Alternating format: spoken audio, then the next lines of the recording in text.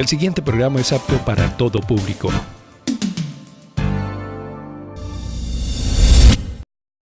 Canal Universitario presenta.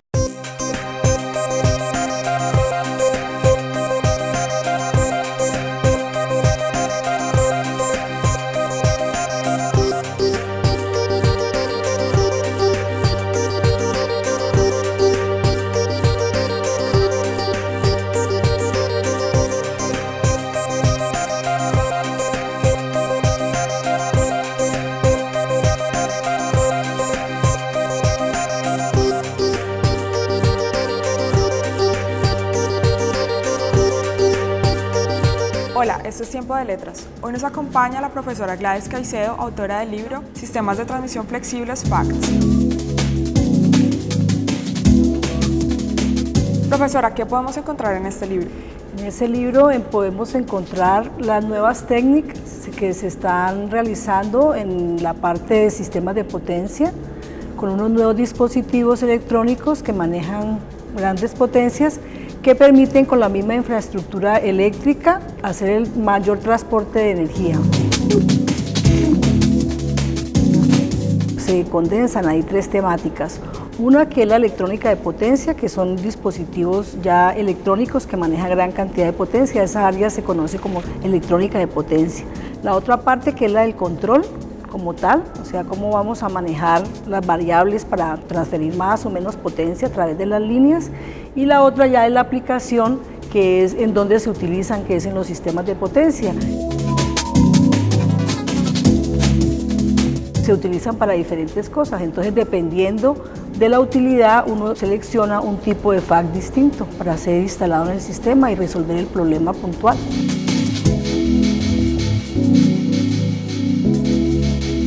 ¿Quiénes han colaborado para que este libro sea posible?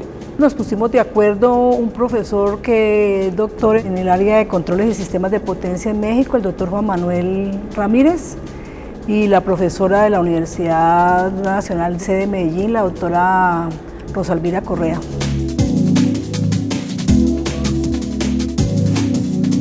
Profesora, cuéntenos acerca del proceso investigativo.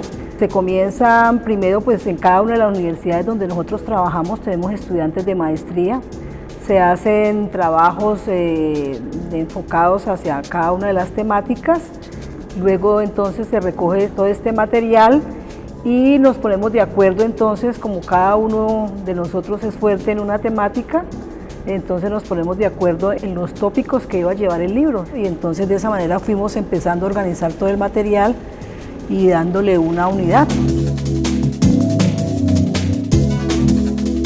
Profesora, ¿qué son los sistemas de transmisión flexibles? Son unos equipos que se instalan ya sea en las líneas o en los barrajes de los sistemas de potencia con el fin de controlar varias o diferentes parámetros y variables y permiten transportar más energía por la misma infraestructura eléctrica. Son diferentes tipos, hay 3 generaciones de dispositivos FACTS. Los primeros funcionan inyectando reactivos de forma tradicional, los que son los de la primera generación, conmutando reactores y capacitores. Los segundos son unos dispositivos que permiten inyectar y absorber reactivos de la red, pero sin ya reactores, solamente con electrónica de potencia. Y los de última generación también son dispositivos de electrónica de potencia más avanzados que permiten variar la potencia en un rango de potencia más grande. Uno puede hacer varias clasificaciones, una que es la clasificación con respecto a la evolución en la tecnología, ¿cierto? Que básicamente con la parte de control o asociada a control en la parte de electrónica de potencia, que son los de primera generación, segunda generación y tercera generación. Pero también uno puede hacer una clasificación de la manera como se instalan en el sistema, que se pueden instalar en una línea, que son los que se hacen conexión serie, o se pueden conectar a un barraje, que son los que se hacen conexión en paralelo. Entonces, ya sea que los de serie, que son muchos tipos de dispositivos FACTS tipo serie, y hay muchos tipo paralelo, pero también hay la combinación de los dos, los híbridos, serie paralelo. Entonces hay unos que comercialmente se han podido construir, hay otros que no se han podido construir o todavía no los han construido comercialmente, pero en últimas todos te permiten hacer variación de la transferencia de potencia, solamente que con más o con menos sensibilidad, es decir, metiendo más poquitos reactivos puedes tener un mejoramiento de voltaje mayor. Entonces la diferencia está es también en la parte de la clasificación, en dónde se instalan, cómo se instalan, en qué parte del sistema se instalan. ¿Cuáles fueron los dispositivos precursores de estos y cuál su aplicación? La aplicación básicamente de estos dispositivos o los originales era manejar la regulación del voltaje. El voltaje es una variable eléctrica que debe permanecer dentro de un rango y se realizaba básicamente con condensadores solamente en los nodos de distribución. Estos dispositivos manejan ya más gran cantidad de potencia y no solamente controlan los niveles de tensión, sino que también se utilizan para mejorar la seguridad del sistema y para redirigir la potencia por unas líneas determinadas. O sea, si yo necesito un determinado sistema que por una línea se vaya más potencia, con estos equipos yo puedo hacer ese control. Antes no se podía hacer porque eran switchados mecánicamente.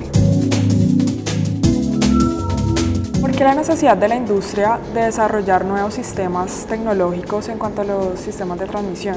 Anteriormente los sistemas de potencia eran muy pequeños y muy simples, muy sencillos.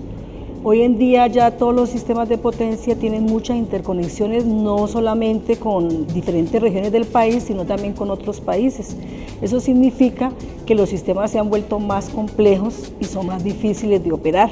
Entonces se requieren pues ya elementos que permitan flexibilizar la operación del sistema, porque las líneas como existían sin estos equipos no se podían manejar parámetros que uno pudiera variar para hacer un control de las diferentes variables eléctricas.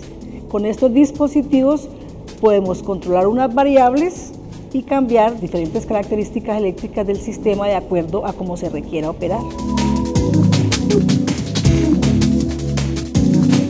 La aplicación de estos dispositivos, ¿cómo se refleja en la industria? En la industria es en la calidad del servicio, porque las variables en un sistema de potencia se debe controlar o se debe mantener y regular la variable de voltaje y la variable de frecuencia. Pero por diferentes condiciones de operación, por diferentes disturbios, por diferentes cambios que hay en el sistema, estas variables no se pueden mantener en un valor fijo, ellas están fluctuando. Y estos equipos ayudan a mantener esas variables dentro de estos rangos y permitiéndole al usuario una mejor calidad en el servicio eléctrico.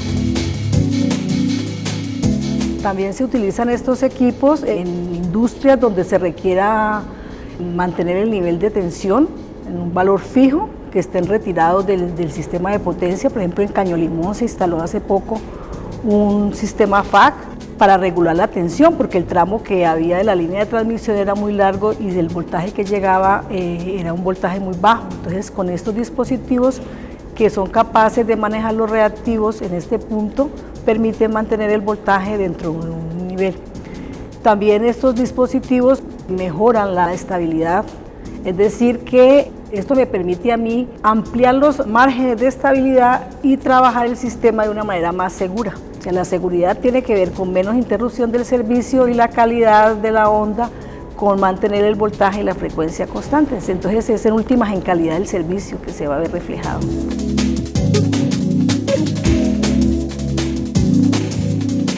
Profesora, ¿cómo la producción de energía produce un impacto actualmente en el medio ambiente? Con la construcción de las centrales grandes, centrales de generación, que se tienen que inundar grandes cantidades de terreno, eso cambia la fauna, la flora, tratándose de centrales hidráulicas, pero cuando también se trata de centrales nucleares, pues pueden pasar tragedias muy grandes porque se manejan cantidades muy grandes y controlar todas esas variables térmicas y químicas que hay en un proceso de eso es muy complicado.